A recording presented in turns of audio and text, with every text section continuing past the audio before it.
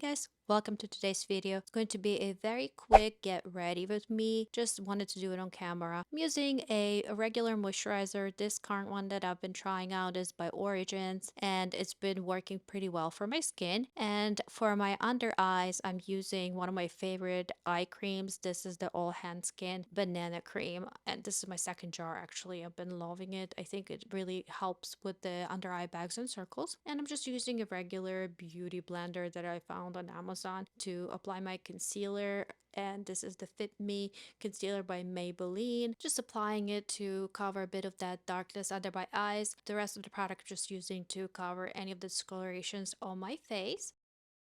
Next, I'm taking my She Glam blush.